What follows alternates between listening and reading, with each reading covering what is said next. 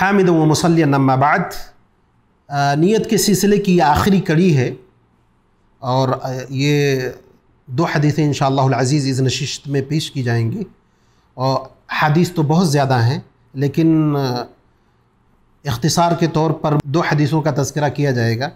اس میں سے ایک حدیث ابو بکر رضی اللہ عنہ کی ہے۔ فرماتے ہیں کہ اللہ کے نبی صلی اللہ علیہ وسلم نے فرمایا اذا التقى المسلمان بسيفيهما فالقاتل والمقتول كلاهما في النار۔ کہتے ہیں اللہ کے نبی صلی اللہ علیہ وسلم نے ارشاد فرمایا کہ جب دو مسلمان آپس میں اپنے تلوار کے ذریعے قتال کریں تو قتل کرنے والا اور جو قتل ہوا ہے دونوں جہنم میں جائیں گے۔ قلت یا رسول اللہ، ان کو تعجب ہوا، انہوں نے کہا اللہ کے رسول صلی اللہ علیہ وسلم ھذا القاتل، یہ قتل کرنے والا، اس کی بات سمجھ میں آ رہی ہے، اس کے سلسلے میں یہ فیصلہ سمجھ میں آ رہا ہے کہ وہ جہنم میں جائے گا کیونکہ اس نے ایک جرم کیا ہے، قتل کیا ہے۔ فما بال المقتول، جو قتل ہوا ہے ظاہری طور پر وہ مظلوم ہے، وہ کیسے جہنم میں جائے گا؟ قال، اللہ کے نبی صلی اللہ علیہ وسلم نے فرمایا انه كان حریصا على قتل صاحبه، کیوں؟ اس لیے کہ وہ بھی مکمل ارادہ کیا ہوا تھا کہ اپنے بھائی کو قتل کرے، تو اس کے ارادے کی وجہ سے اللہ تبارک و تعالی جہنم میں داخل کرے گا۔ یہ بخاری اور مسلم کی روایت ہے۔ اس سے یہ بات، بہت اہم بات پتہ چلی کہ اگر کوئی شخص گناہ کا ارادہ کرتا ہے، عزم مصمم کر لیتا ہے، بالکل اس کے راستے پہ چل پڑتا ہے، لیکن وہ کسی دوسری وجہ سے، نیت کی وجہ سے نہیں، اخلاص کی وجہ سے نہیں، بلکہ کسی دوسری چیز کی وجہ سے، کسی رکاوٹ کی وجہ سے وہ اس گناہ سے رک جاتا ہے، تب بھی اس کو اس گناہ کی سزا ملے گی۔ لیکن یہ چیز کب ہے؟ دنیاوی معاملات میں۔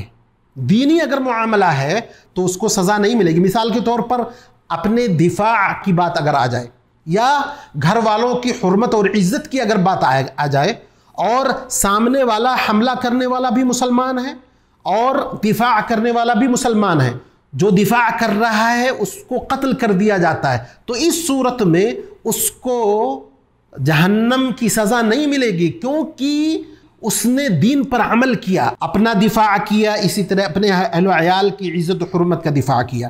تو یہ چیز اپنے مد نظر رکھنا چاہیے کہ اگر دنیاوی معاملہ میں مسلمان آپس میں ایک دوسرے کو قتل کرتے ہیں تو دونوں جہنم میں جائیں گے، لیکن دینی معاملہ میں جیسے حد ہے، دفاع ہے، عزت و حرمت کو پامال کرنے سے بچانا ہے، تو اس سلسلے میں ایسا مسئلہ نہیں ہے۔ دوسری حدیث اس سلسلے میں بھی بہت اہم ہے، جس کا اسی سے تعلق ہے۔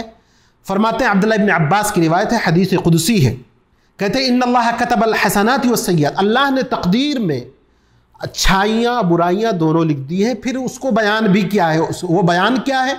فمن ہم بحسنۃ فلم یعملها كتبها عنده حسنۃ کاملہ، کسی نے اچھی چیز کا ارادہ کیا، نیک عمل کا ارادہ کیا، نہیں کر سکا تو اللہ تبارک و تعالی اس کو پوری ایک نیکی دے گا، اور اسی طرح نیک عمل کا ارادہ کیا اور کر بھی لیا وہ نیک عمل، تو اللہ تبارک و تعالی اس کو کم از کم 10 نیکی دے گا، زیادہ سے زیادہ 700، اس سے بھی کہیں زیادہ اللہ تبارک و تعالی اس کو نیکیاں دے سکتا ہے۔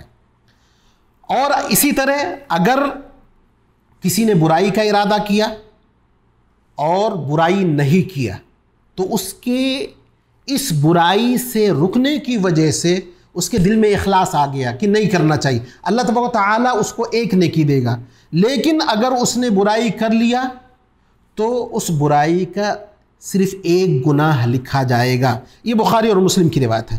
اس سے یہ بات معلوم ہوئی کہ انسان کے دل میں اگر اخلاص ہے، برائی کا ارادہ کر رہا ہے، اچانک اس کے دل میں اللہ کا خوف پیدا ہوتا ہے، اخلاص آ جاتا ہے، نیک نیتی آ جاتی ہے، اس نیک نیتی کا اس کو ثواب ملے گا۔ اسی طرح اگر کوئی نیکی کا کام کر لیتا ہے تو اللہ تبارک و تعالی اس کو اس کے اخلاص کی بنیاد پر 10 سے لے کر 700 گنا ثواب، اس سے بھی زیادہ دے سکتا ہے۔ اللہ تبارک و تعالی ہم کو توفیق دے کہ ہم نیک اعمال کریں، اپنی نیتوں کی اصلاح کر لیں۔